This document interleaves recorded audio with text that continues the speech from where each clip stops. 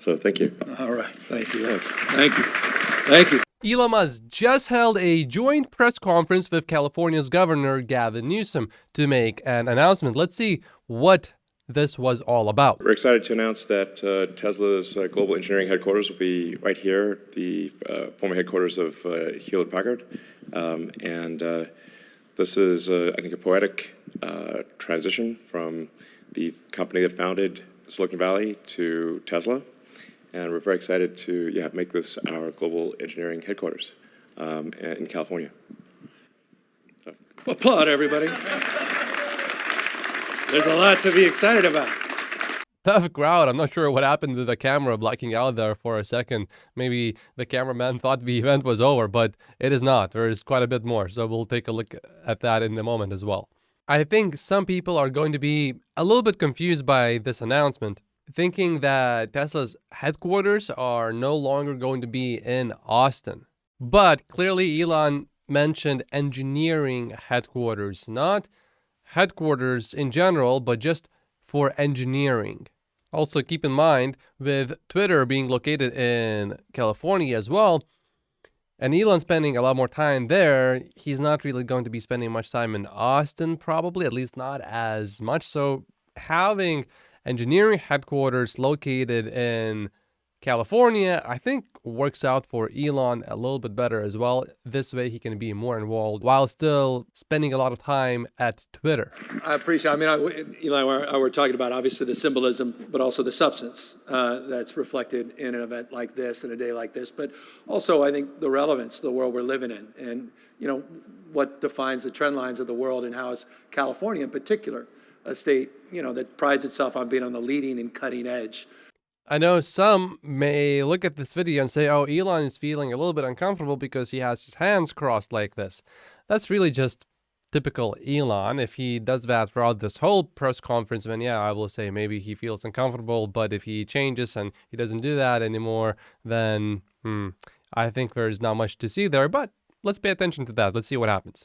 Of discovery and new ideas and innovation. How do we take advantage of those trend lines? And I've said it for decades now, and we first met quite literally a few decades ago, before those first cars were rolling off the line, that if you want to be big in big things, and the opportunity to transform the automobile industry, to lead the world, not just this nation, to lead the state in this extraordinary journey we've been on over the last 20 years, to be now the dominant manufacturer in the dominant manufacturing state. People forget that. Maybe in the beginning of a press conference, Elon was sort of just judging. How is this press conference going to go? Sometimes politicians tell you in private, everything's great, we're going to get on stage there, and it's going to be a nice presentation. And on the other hand, occasionally, politicians sometimes change their mind, and then you get on stage, and then the opposite happens. So maybe Elon was just uncomfortable, or maybe that's just Elon being Elon. But now, clearly, he feels quite comfortable with his hand in his pocket. He looks relaxed. Clearly, the Democrat Governor Gavin Newsom is being friendly with Elon here in public. So it doesn't look like any sort of attack. Looks like it's going to go pretty well. California is the largest manufacturing state in the United States, now the fourth largest economy in the world. Eat your heart out, Germany. California in the U.S. is known for its bureaucracy. Other states are often easier for businesses. However, when you take almost any European country, California will not look nowhere near as bad. At the same time, it is better if Elon stays quiet here and does not comment that Germany sucks compared to California, because, we are ramping up a factory in Germany as we speak. And a state of remarkable resiliency. 7.8% GDP growth a year ago, 2.9 last year, outperforming the rest of the nation, outperforming some of these competitive states. And in so many ways, I recognize the world we invented is now competing against us. And you can't rest on your laurels. You got to step up your game. And you got to invest in your growth engines.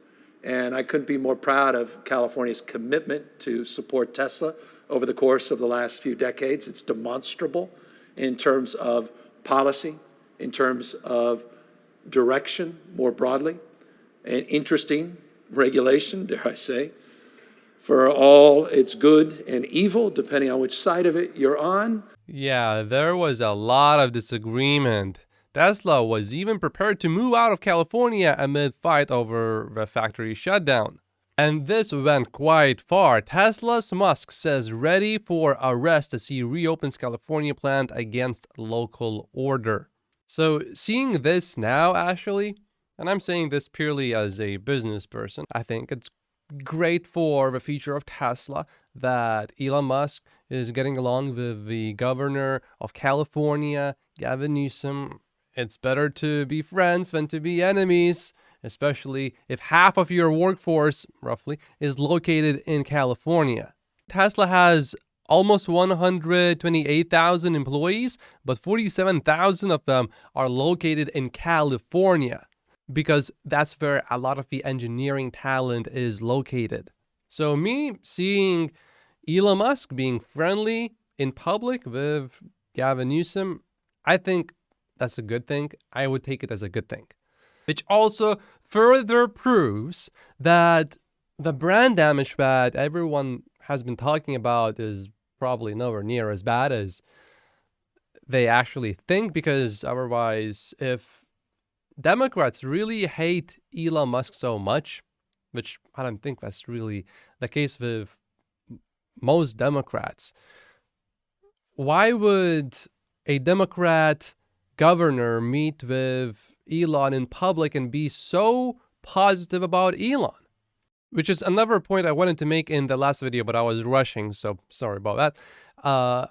About the California State Teachers Retirement System tripling its stake in Tesla, which I dug into that story, and turns out that was mostly because of stock split, but they actually did buy a few shares, but just not a lot. That is just further proof that the damage of the Tesla brand is nowhere near as bad as many people assume or believe or think, and maybe the brand damage actually is going to be non-existent with Democrats. But the regulatory framework accelerated investment, accelerated with some certainty that this was the direction we were going. And as a consequence of the California Air Resources Board and the investments we have made over the course of years, we're able to lay claim now to 44 manufacturing headquartered companies in the electric vehicle space, but none that dominate like Tesla. And so it's a point of pride, always has been for me, that Tesla is a California company. A point of pride. I mean, if Democrats really hated Tesla, I don't think perhaps one of the most popular Democrats in all of the US would speak so positively about Tesla. Started here first. We say about our state, the future happens here first. We're America's coming attraction. Yeah, in fact, you were one of the first people to buy a Tesla Roadster back in the day. I appreciate you saying that. We were just talking about that. Yeah, I told him he had my money for a long while with that.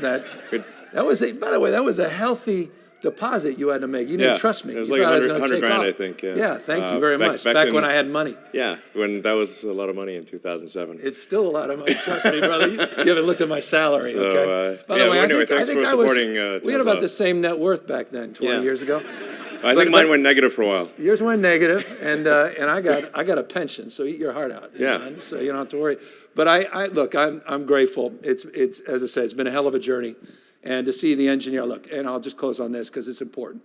It's not surprising to me, but I don't take it for granted. So I'm grateful that the world's headquarters for engineering, for AI, for pushing out the boundaries, is here in California. We have more scientists, engineers, more researchers, more Nobel laureates, more patents, still more venture capital interstate in the nation. I think that's, again, what separates our game from the game played in so many other parts of the globe. And so you're a huge part of that success, our success, California, America's success. And I'm here because we don't take that for granted, and we appreciate the investments you're making here today. It is certainly not a bad thing to have a politician saying that he does not take Tesla for granted. Makes it seem like Tesla is welcome in California still.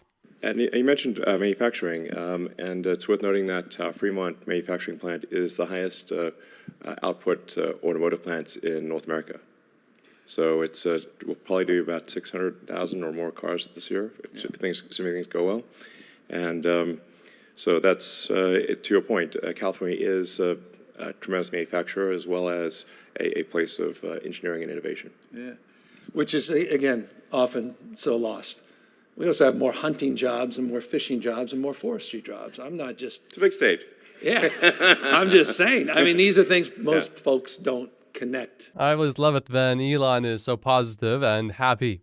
Those that think our best days are behind us, I've been hearing that my entire life, half a century.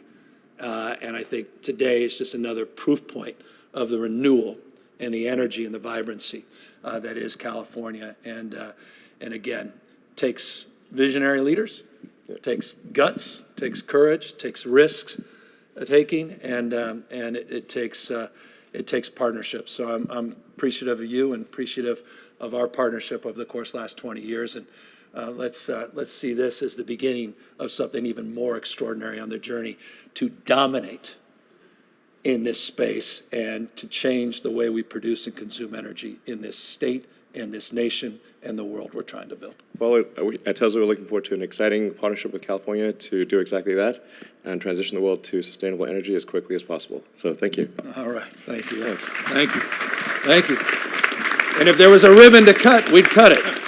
Yeah, there it is, the virtual chop. Wow, that's certainly a lot of positive words from the governor about Elon Musk. And if you watched the mainstream media for the last few months, you will think that Elon Musk is someone who's seemingly some sort of bad person. I mean, Gavin Newsom is widely considered to be a potential presidential candidate. Even though he explicitly said that he does not want to run this time, people are still thinking that he is likely to run. And you would certainly need a lot of Democrat support for that, right? So if Democrats really did not like Elon Musk, I don't think Gavin Newsom would be so overwhelmingly positive about Elon Musk. Only goes to show you that Democrats, I think, actually, most of them don't mind Elon Musk at all. And many of them, I think, love him. Just like I love that Tesla Stop Buying Opportunity explained by Elon Musk. My name is Matt Post. Just like and subscribe if you haven't yet, and I will see you in the next video. Thank you so much for watching.